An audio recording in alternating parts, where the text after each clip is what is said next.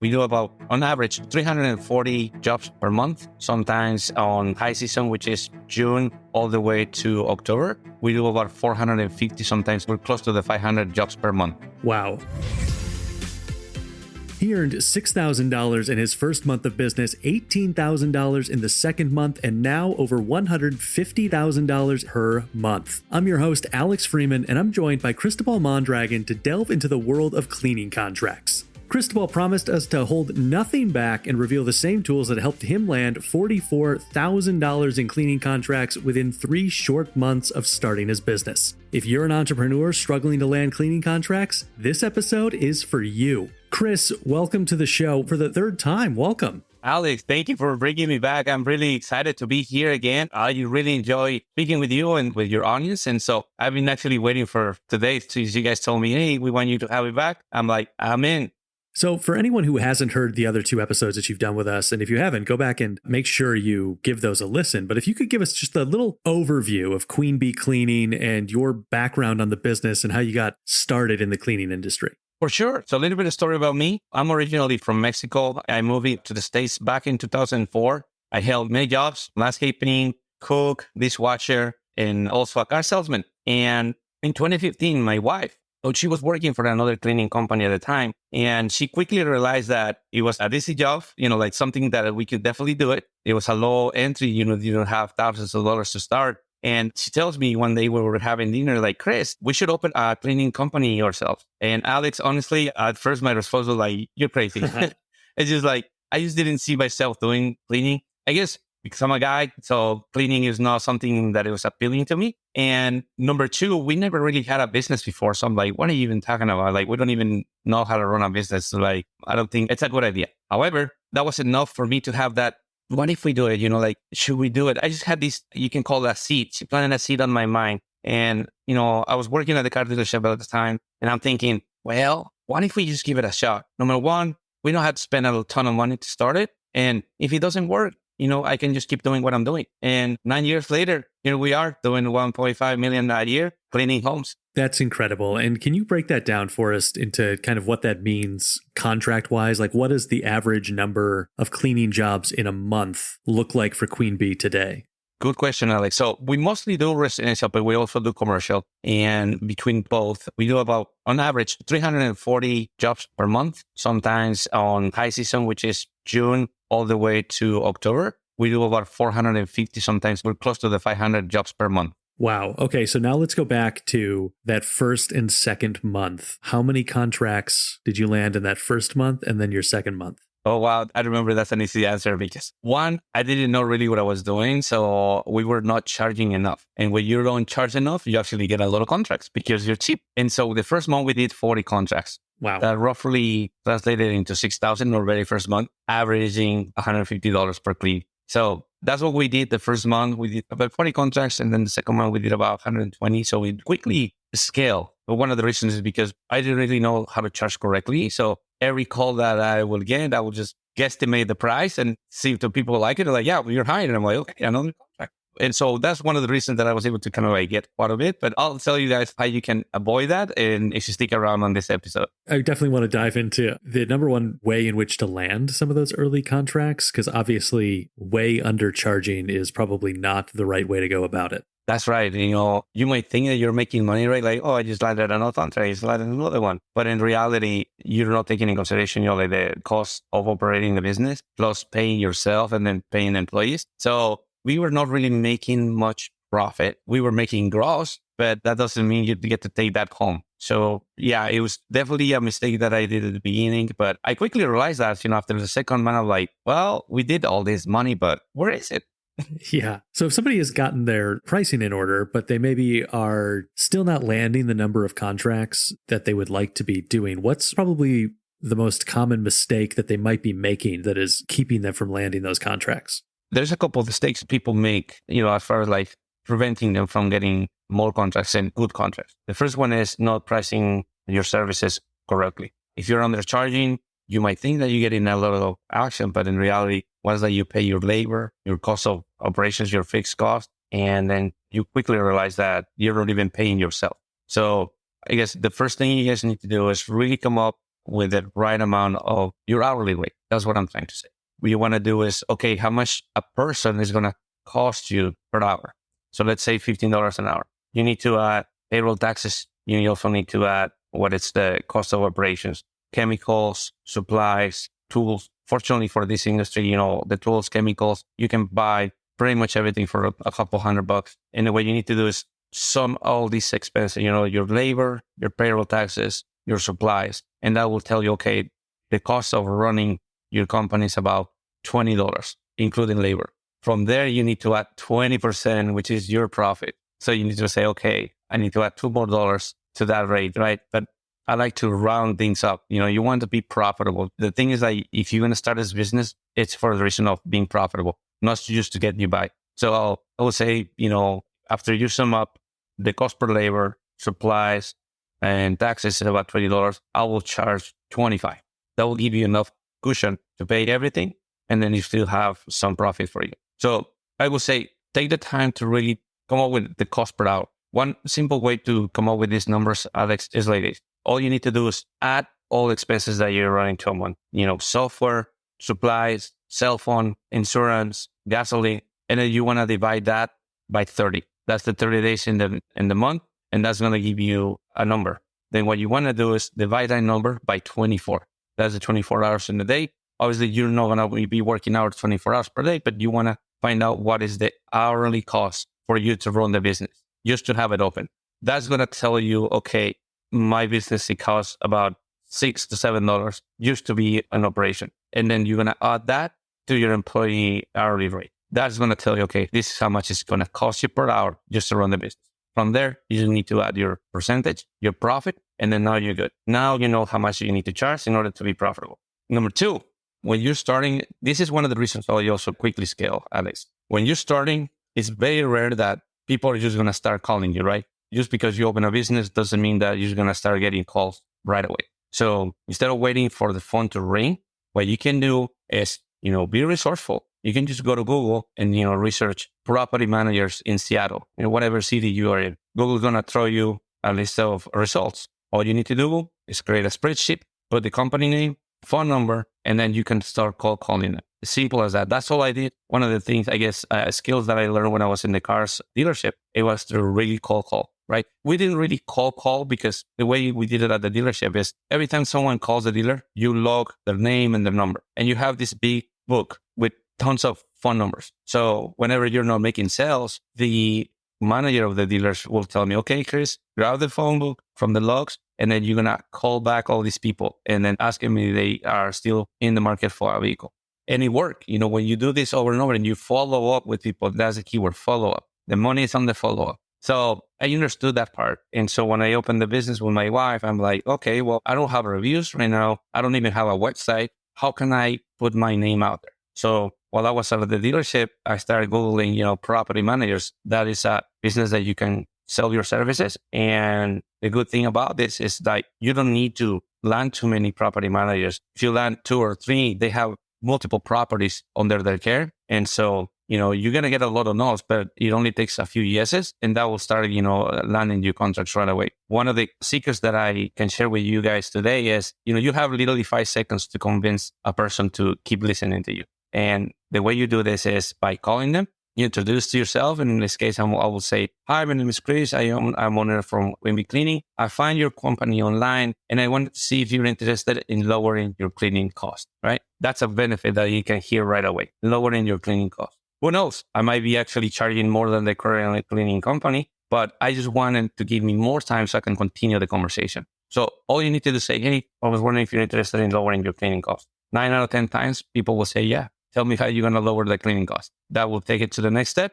That's when you meet them in person and you introduce yourself. That's how I did it. It was through calling. I was not really waiting for the phone to ring. I was really proactive. And I think anybody can do this. You don't need expensive software. In the episode, I'll tell you guys what I currently use as far as finding property managers, realtors, and construction companies that you can pitch your services to. And this is paid software, right? But you don't have to start there. You can just be resourceful, use Google, and then start dialing, and you start making money right away. Now, as somebody kind of starts making those cold calls in the early days of their business, what should their goal number of contracts be in those first 3 months? And then what does that kind of roughly translate to in terms of revenue? Great question. I would say try to land at least one contract per week. So that was from the first month, you should be at least shooting for 4 contracts on your first month. Now, each contract in the commercial setting, it's worth anything between, on the low end, $1,200 up to 3,000. Very hard for you to get higher contracts than that because you don't have the reputation, you don't have the reviews to back it up, but you can easily start landing contracts between $1,000, $1,200 a month up to $3,500 a month. So your goal should be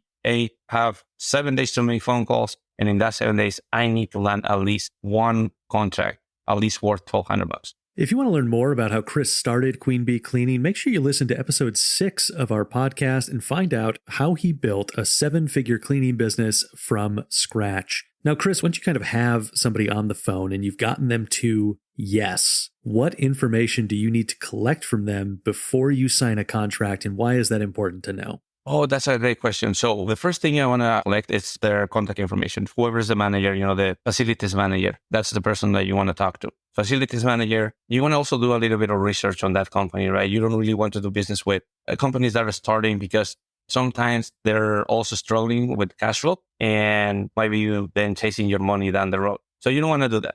You really want to partner with established companies. A way to do it is by just taking a look at their reviews online. And if they have good reviews and they're being established, then that is enough for me to trust them. You're going to have to put some trust in there, even though you don't know them. But one good way to avoid getting burned is just taking the time and really find out if that potential customer is a good fit for you. After that, all I need from them is their personal information, name, email, phone number. It's very likely commercial customers will give you a credit card on hand, but all you need to do is just do your research. If they seem trustworthy, go ahead and get the personal information and then get a detailed description on how are you going to get paid. What I mean by that is most commercial customers, they're not going to pay you after you clean. They have a 30-day net or a 45-day net pay period. So what that means is you're going to have to do the work for 30 days. You're going to invoice them and then you're going to wait some time to get paid. That's just the nature of the commercial business. You just need to be aware of that. So you don't get surprised like, hey, I sent my invoice and you guys haven't paid me. You just need to read the stipulations on the contract. Are there any other differences between residential and commercial contracts that people should be aware of? And is there one that is better for a new cleaning business to go after?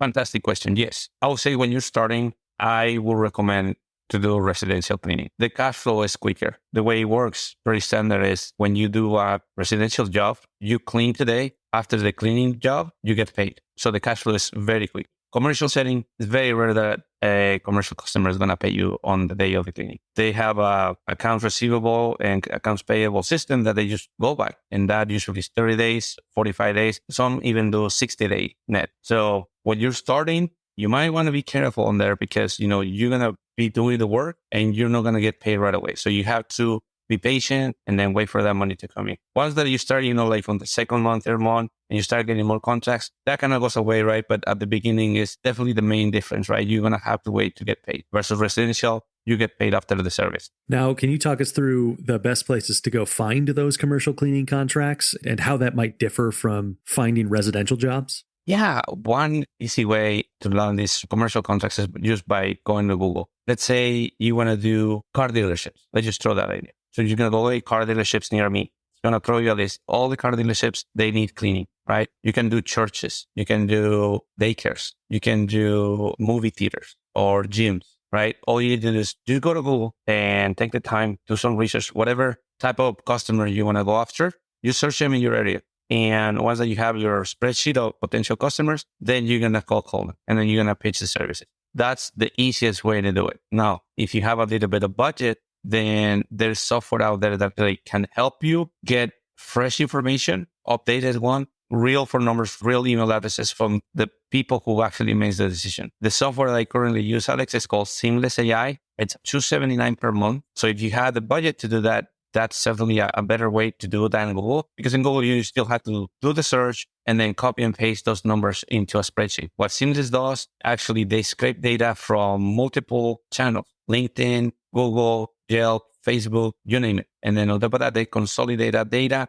They actually verify it before you can download it. So the data that you get through Seamless AI, it's already clean. It's verified that it works. So you have a better opportunity to actually talk to the right person. Now, what's the most challenging part of landing those commercial cleaning contracts, and how does a business owner overcome that challenge? That's also a good question. Well, Alex, you have great questions today. The number one challenge will be your reputation, right? These people also want to know who are doing business with. So when you're starting, most likely you're not going to have enough reviews. So that is going to stop you from getting good contracts, right? Most property managers, they really want to find someone that they know they can trust, and then they know that is going to take those jobs, and then they're not going to bug them. So I would say at the beginning, getting reviews will be one of your top priorities. You can hack your way out of it a little bit, like I say, by asking your friends and family, hey, leave me a good review. Getting 5 to 10 reviews under your belt at the beginning, you can quickly do that by asking help to your friends and family. Once you have that, then you have a little bit of reputation and social proof, and that can help you to land those contracts. If you have no reviews, that is going to be very, very hard. So I would say get creative, right? Be resourceful, ask friends and family to give you a review, and then that will definitely help you a lot. Are there certain types of businesses that primarily utilize third-party cleaning services? And are there any that are great choices for new cleaning businesses and any that you might recommend avoiding? Yeah, so there is actually a lot of big franchise companies. Coverall is one of them. There is some other ones. And essentially what they do, they have big contracts, with the big buildings, and they're always looking for subcontractors. So the way they work, it's usually they have the contract, you get a hold of them. Coverall, for example, let's talk about them. You apply on their website. They're going to ask you for your business license, your liability insurance. If you have employees, they're going to ask you for the workers' compensation. If you are cleaning solo, you don't need that. And essentially the way they works is that they will contact you back and they're going to tell you, okay, we have dentist office, maybe a daycare, and this is what you're going to get paid. So at least they're transparent. You get to see how much they're going to pay you for each location. And then you can start there. You can quickly get 10 to 20 contracts with them. And then that will help you get experience that you need. But once that you start, getting experience, I would say stop getting jobs from them and then start working on your own customers. Because usually the way it works, these big companies, they take 50% of the contract. And so you end up with the other 50%. I think it's a great way to get experience under your belt and by contacting these big companies. One big super easy way to find this type of vendors is by going to Craigslist. Go to Craigslist, go to the job section, and then type in cleaning. Now, when you type the keyword cleaning on the job section, you're going to find a lot of job posts for people hiring you as an employee. But in between those, there's going to be a lot of people posting and selling. They call it, I'm selling a cleaning contract in Seattle, and it's a yearly. You contact them, and essentially those are the companies. So they usually advertise on Craigslist. Just type in the word cleaning, take your time, filter them, and then that's a quick, easy way to find this type of contracts. Now talk to me about Airbnb and Airbnb cleaning contracts. How are they different, and what is the best strategy to land those? Multiple ways. One simple way that you can start landing Airbnb contracts is by going to this website called Turno. So turno.com. This company used to be called Turnover Airbnb. And now the way it works is, so they changed the name to Turno. All you need to do is go to Turno. You're going to see two options: to sign up as a host and to sign up as a cleaner. You want to sign up as a cleaner. They're going to ask you for your business license, your insurance, what services you offer, and what are the areas you offer, and also what are the days that you can work. Then they're going to contact you back and they're going to say, okay, you're approved to be a vendor. And then the way it works is they're actually going to be sending you leads your way, and you get tons of leads per day, sometimes 5 to 6 leads. And you don't have to pay for these ones. The way they make money is they'll provide you with a lead, and the lead will say, oh, there is a person looking for a cleaner. The unit is a 1 bedroom, 1 bathroom in Seattle, right? You can then bid for the contract without any cost. So you say, okay, I'll charge you $120, whatever your rates are. Then the host will then choose whoever sends them a quote, right? They usually go for the cheaper service. Sometimes, not all the time. Some customers that rather pay more and to get a good service. And then the way Turno makes money is the host will pay you through Turno. So Turno takes out a small percentage for every job that you do through them. So that's how they make money. And it's a sure way to land contracts right away. Then there is the competitor of Turno, which is called Turnify. So if you go to turnify.com, same deal. What I like about Turnify, they are a little more exclusive. So they really want to have a company as a vendor that already has reviews, that knows what is done. It will be very hard for you to get approved if you're starting. So wait a little bit, get some reviews under your belt, and then you can apply to Turnify. Same deal. They also get, the customers for you, and then you get to bid for these potential contracts on their platform. And same way, you get paid through the platform, and then Certified also takes a small percentage. The third way that you can find Airbnb contracts is by just going to Facebook. Go to Facebook, and then in the search bar, you're going to type in Airbnb host in your city. For example, in my case, it will be Airbnb host in Seattle, VRBO host in Seattle, different keywords, whatever city you are. Then you're going to find different groups listed on that area. You want to join these groups. And then you want to also read the instructions, right? Some groups don't let you promote your services, but some do. And you want to go ahead and post and really pitch your services on those groups that allow you to pitch their services. You want to say, hey, my name is Cristobal. We own Queen Bee Cleaning Service.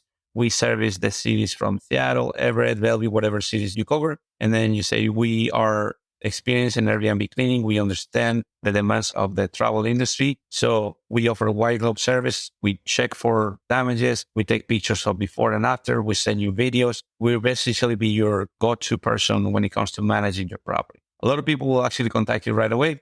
The other way to find these type of contracts in the groups that don't allow you to pitch your services is that once that you get accepted into these services, some hosts actually post inside these groups looking for cleaning services. So what you're going to do is, once that you're inside these groups, you're going to go to the search bar inside that group, and you're going to type in the word cleaning. When you do that, it's going to show you all the results of the people who has posted something with the word cleaning in it. Just go through them, respond to them. Most likely it's a person looking, hey, do you have a recommendation of a cleaning service? You go ahead and contact them. Say, hey, I just saw your post. Again, my name is Chris. I own Queen Bee Cleaning. We do Airbnb cleaning in the area, and we would love to be your partner for cleaning. And that's how you do it. It's pretty straightforward. Now, can you talk me through the process of bidding on a cleaning job? I mean, first of all, what types of contracts are going to use a bid process? And how do you make sure that you're going to be successful in your bid?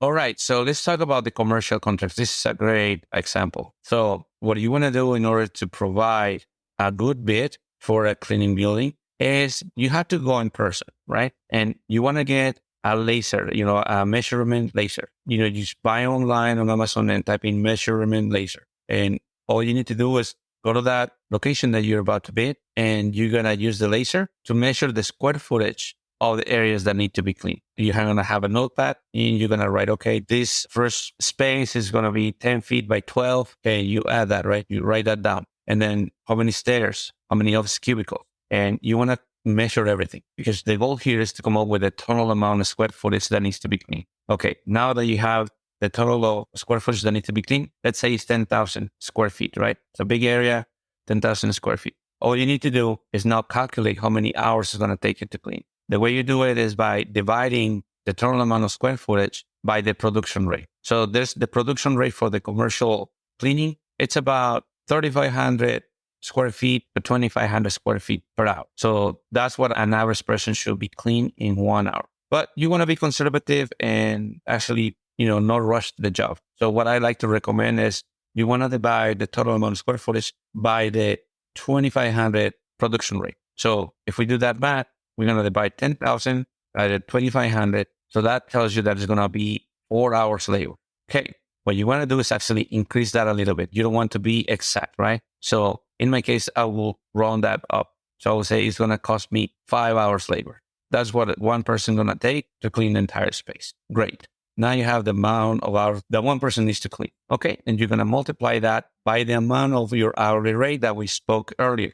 In this case, let's say your hourly rate for commercial is $25 an hour. So you're going to multiply $25 out times 5. So that's going to be $125 per cleaning. Now, in the commercial setting, you want to have a minimum of cleanings per week, right? This is important. The way I pitch it, right? I try to get at least 3 cleanings per week. So that will be 125 times 3, right? So that's going to be 375 per week. Now you're going to multiply that by the total 4 weeks. So we 375 times 4. So that contract is going to be $1,500. And that's how you come up with the price, right? That's just to get your foot in the door. Obviously, these buildings, sometimes they need carpet cleaning. Sometimes they need window cleaning. Sometimes they need pressure washing outside. You don't want to pitch that right at the beginning. All your job is need to go, get some measurements, calculate the amount of hours that's going to take you to clean, multiply that by your hourly rate, and that's going to be your contract bid. Now, What you want to do when you're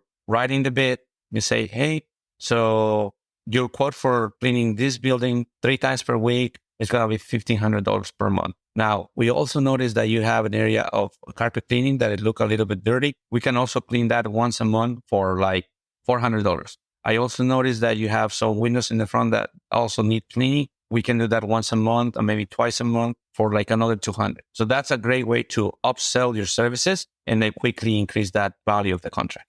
So this is going to bring us to a section of the show that we call our Fan Blitz questions. These questions come from our YouTube community. You can join the community over there if you go to youtube.com/UpFlip, and you can pose questions to future podcast guests. Chris, we're going to try and get through about 6 of these questions here in about a minute. So here we go.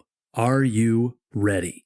I am ready. All right. If something happens to you, what happens to the business? It keeps running. And I can say that right now, but if you would have asked me that question 3 years ago, I would have said my business dies with me. And the reason is because now I have systems. 3 years ago, I used to do everything. Pretty much I would do the invoicing, customer service, scheduling, marketing, all that. And the problem when you're doing everything and you're wearing all the hats, you become the bottleneck of your company, whatever industry you're in, right? If something happens to you, guess what? Most likely the business is also going to suffer. What you want to do is take the time to write down the processes, either in paper, on a video or something, and make it simple, right? This is a key. A lot of people overthink this. Oh, systems. I know about systems. I know SOPs, but I guess it's too hard. It's not hard. Actually, you want to do it simple. You want to make these processes so easy to understand that your grandma can follow them. That's how I like to think about it. So when you take the time to do this, you write it down, your processes, then other people can fill in the position and then they can continue doing what you were doing. So I would say, take the time, do the processes. That's the difference between me 3 years ago and now. At this stage of success in your life, what advice would you give to your teenage self? My teenage self. Oh, wow. That's a long time ago. I would say, learn a skill, whatever it is. There's plumbing, electrician, something, right? Yeah. Let's say you don't like plumbing, you don't want to go and pursue a career. Get with a plumber, get with an electrician, get with a cleaner, right? Carpet cleaner. Learn everything they have to teach you. You can quickly start making money right away. Another thing that I will tell my teenage self is learn English. When I moved to the States, I was blinded with the idea of let's just work, right? Let's just work and make some dollars. And I can learn the language later. The problem when you do that, you limit yourself for bigger opportunities because you don't speak the language. So I was stuck in a restaurant business for about 8 years because I didn't speak English at the time. And I was afraid to actually learn it. I thought it was hard. So if I could go back and say, hey, no, go back to college, take some English classes, that would have opened more opportunities for me so much earlier. If you could sell the services of Queen Bee Cleaning to one celebrity, who would it be? Oh, God. That's interesting. I would say Adam Sandler. I like him. He's very funny. He seems like a very down-to-earth person, and I will definitely enjoy maybe even have some chats with him. I love that entirely. Last one of these Fan Blitz questions here. If there was a movie made about your journey, what would the title be? Oh, all right. Well, looking back, Alex, I will say, oh, God, that's a good one. I would say the title will be Pursuing the American Dream.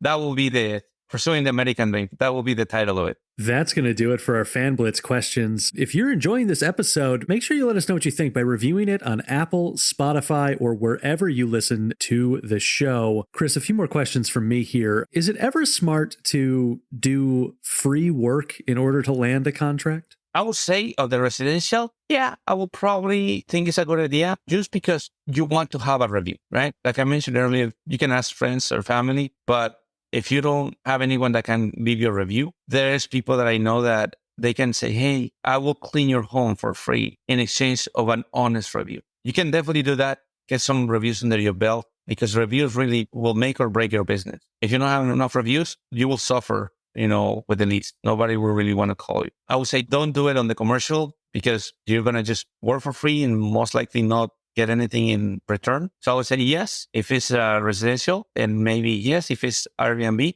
to say, hey, I'll do it for free one time, but I need an honest review. And I think that is a good way to get something back that will ultimately help your business. Now, you mentioned your systems in the FanBlitz questions. So let's dive into those. Talk to us about the systems that you're using, particularly for like lead management of potential new contracts for Queen Bee. Well, there's a couple ones that I use. The first one is called Seamless AI. This software is really amazing. Like I said, you can just create your account, log in, and then you're going to search, for example, construction companies, right? Then you're going to select the filters. Okay, you want to find all the construction companies in the Seattle, Bellevue area. Then you're also going to filter them to do only, for example, residential construction. So homes. And then it's going to throw you a list of 600 to 1,000. It really depends on your area, but you can get 600 to 1,000 records. And then you can use the list as it is, right?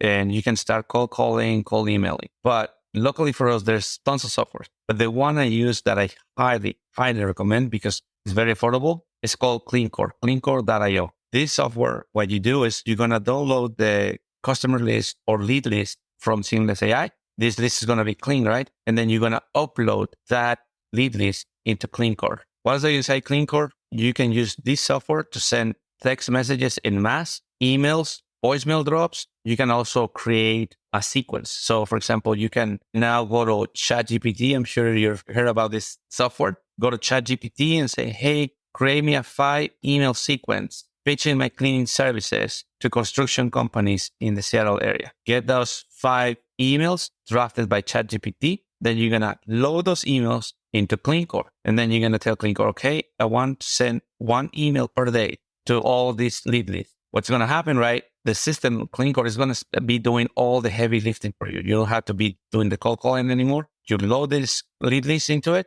and then you run it. And the system is going to be reaching out to these people by text, by voicemail drops, by emails. And all you need to do, right? A lot of people will say, no, leave me alone, unsubscribe. Where did you get my information? That's okay. That's to be expected. But then you can expect that at least 10% of those people will reply to you in a positive manner, meaning, hey, yes, I'm interested. Tell me your prices. Tell me your cleaning checklist, whatever it is. And then you can take the conversation from there. So essentially, CleanCore will help you warn this cold audience. So when the conversation comes, it's easier for you. Now, talk me through some of the other tools or software that you might recommend using that we haven't had a chance to talk about yet. Another software that's my favorite is called Slack. I love it because it's for internal communication. So this is nothing for the customer side. This is just for the company organization. To give an idea why I use it. When I started just using Gmail, right? I will send emails. I'll get emails. I'll respond to them. It's perfect. When you're starting, that's good enough. The problem is the moment you start growing and growing, you're going to start getting more and more emails on the daily. And the problem is you're going to start missing some email and some very important ones. So I remember I started getting these emails from like people who say, hey, I emailed you yesterday asking for a quote and nobody has responded to me. And I'm like, God, I completely forgot about it, right? So that really hurts your image because you're like, oh, this company is emailing, nobody responds. No bueno. So instead of that, I have Slack. And in Slack, you can create channels. So in this channel, you can organize the conversations type, whether it's a lead, maybe it's a vendor, maybe it's a cancellation of someone. And this is an app, you can download an app on Slack. I literally run my business from Slack, Alex. That's where I get my notifications. When there's a new booking, I see it there. There's a cancellation, I see it there. Out of schedule, I see it there. A complaint for a customer, I see it there. So it's all very well organized and you cannot miss anything. I use that software to also communicate with my cleaners on the field. Let's say the way that we use it is that cleaners are instructed to take pictures of the job once that is finished. Once that is finished, they're going to take pictures of the areas that were clean and then they're going to upload it to Slack. When the pictures show up on my end, then that means the job is done and now I can run the car. So it allows me to keep this without talking to the cleaners. I just know what is the status, whether they finish the job or not. And also allows me to have documentation for those jobs. For example, a customer calls me tomorrow and say, hey, your cleaners didn't clean the bathroom. I can quickly look and say, well, I do have the pictures and the bathroom looks clean. Back in the day, I would have to take the customer's word for it. And I still would give refunds because I didn't have really proof. And sometimes the cleaners did the job, but some customers, sometimes they want discounts and then they just try to figure out how they can get discounts or refunds. So by having Slack as my main internal hub is my software of choice because I literally run my business using it.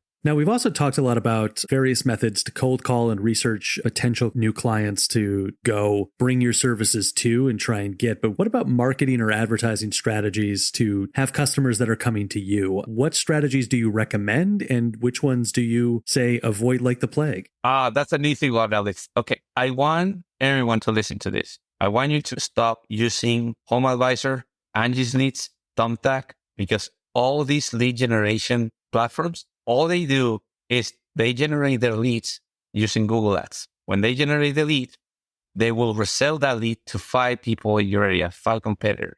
You're going to have to pay for that lead to contact that customer. And then also other 5 competitors are going to also contact that same lead. What ends up happening is those leads usually go with the cheaper price. And now you're feeding your competition. So instead of that, just go directly to the source. Everybody uses Google. Everybody. If you put yourself in the shoes of a potential customer, whether it's commercial or residential or Airbnb, where do they go? They go to Google and they're going to type in cleaning services near me, commercial cleaning services near me, Airbnb cleaning services near me. If you are running ads and you pay for positioning, so there's 2 platforms on Google that you can use. One is called Google Local Services Ads. Those are phone calls. Those are really good because a phone call, that means that person is ready to get the services. That is the hottest channel for me. That's where I get most of my business. Now, some other people don't like to call right away. So what do? You run pay-per-click ads. So if they don't call you, the pay-per-click ads are right below the Google Local Service Ads. You're going to send them to your website and you want to make it easy for the customers to contact you. What I mean by that is you want to have a chat on your website.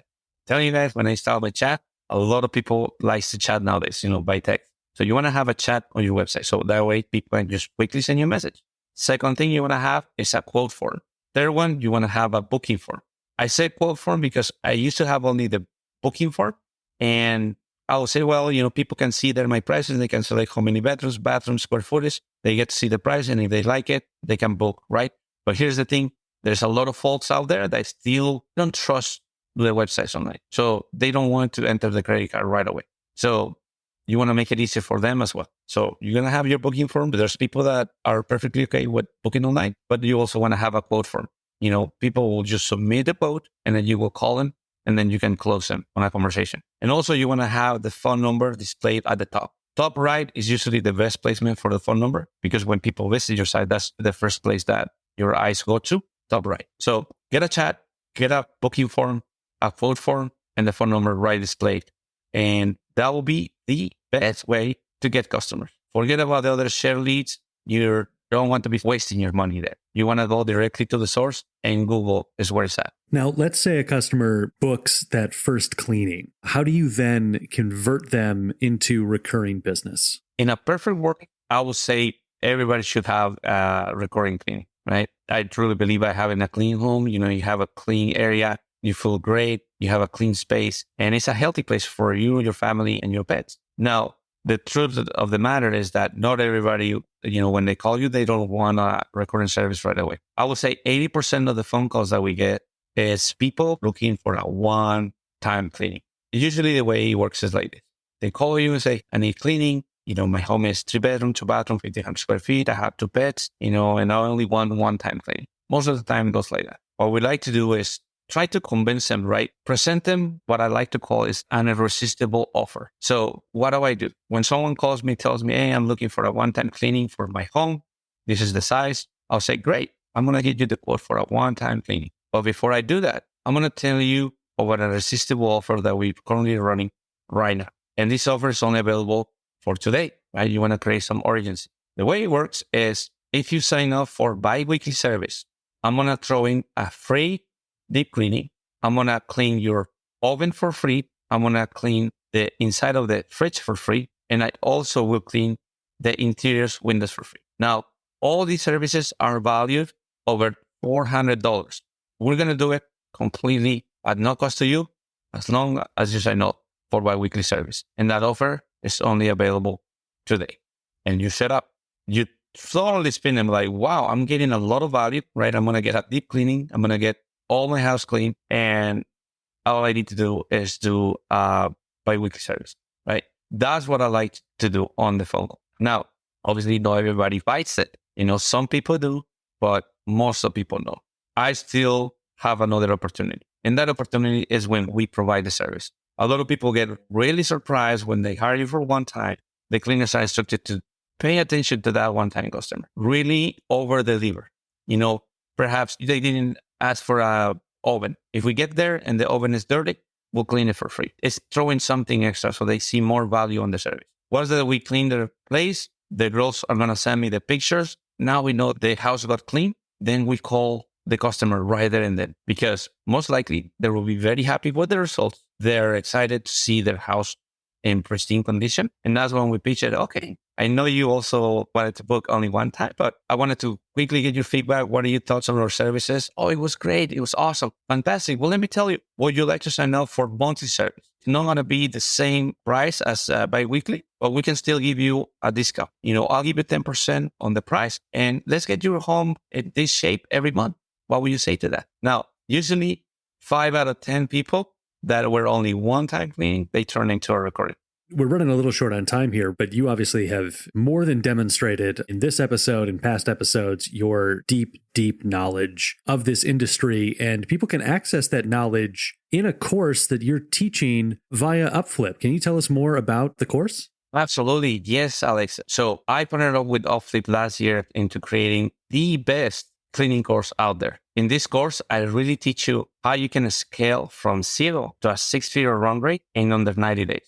Guaranteed, or I'll give you your money back. That's how confident we are about our course. All you need to do is go to UpFlip Hub and look for the cleaning business taught by Cristobal Mondragon. You can see tons of reviews from other people who have signed up and they're already making 6 figures on their cleaning business. I really teach you everything. All the secrets and the strategies that I learned over 9 years, they're there in that course. You're also going to have once a month coaching calls with me. So every first Monday of every month, we get together on a Zoom call and you can ask me direct questions about how, perhaps you're having trouble recruiting people, perhaps converting people over the phone, whatever it is, you get access to me and then I'll help everyone. It's literally, I'm holding everyone by the hand. So don't sleep on this opportunity, guys. Go to UpFlip Hub, look for the cleaning business course, sign up, money back guarantee. You cannot lose. Now, Chris, if you could pick the one thing that people take away from this particular interview, what would it be? I would say create systems. Looking back,